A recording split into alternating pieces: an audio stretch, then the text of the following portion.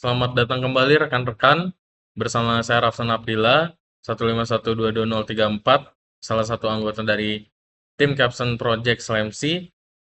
Pada bagian ini saya akan menjelaskan terkait struktur, direktori, dan manajemen data dari seluruh pemrosesan yang sudah dilakukan sebelumnya. Nah, untuk bagian ini tuh lebih ke menjelaskan berdasarkan tahapan yang rekan-rekan sudah lakukan bersama-sama ya. Nah, ini tuh bakal tersimpan secara rapih direktorinya seperti itu. Nah, kita bisa mengecek untuk direktorinya apakah sudah sesuai atau belum dan output-output dari setiap filenya. Nah, sebetulnya di dokumen prosedur itu sudah dijelaskan juga ya ada diagram atau struktur dari direktorinya ketika teman-teman atau rekan-rekan melakukan processing jalur trajektori menggunakan Oriflame 3 yang berlandaskan dengan dokumen prosedural kami seperti itu. Nah, kita bisa lihat di files selanjutnya di folder Slamsi ya. Nah, ini ada beberapa folder ya. Yang pertama ada calibration, configs, datasets, docs, results, script software. Nah, untuk di calibration itu kita bisa lihat ada monocular visual, ada monocular visual inersial ya. Selanjutnya di configs ini ada GoPro Hero 10 Black untuk file konfigurasi YAML-nya. Selanjutnya ini di datasets, ini ada datasets dari yang dijalankan selama processing berlangsung, bisa dilihat juga.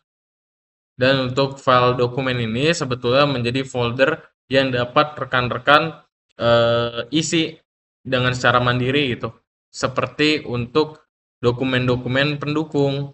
Dan sudah dijelaskan juga di dokumen prosedural seperti itu.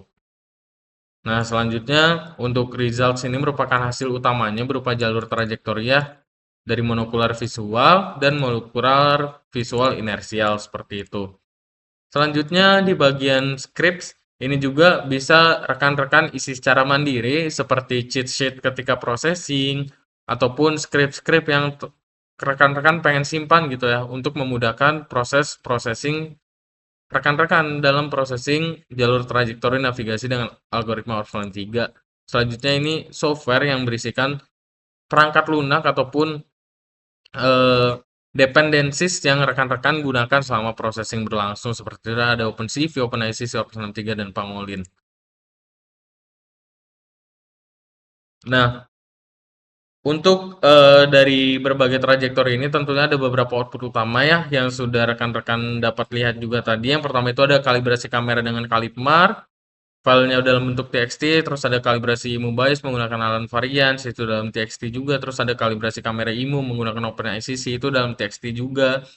Dan ada file konfigurasi juga untuk monocular visual dan monocular visual inersial dalam format YAML. Selanjutnya ada hasil trajektori juga ya, hasil output terakhir berupa keyframe trajektori.txt seperti itu rekan-rekan.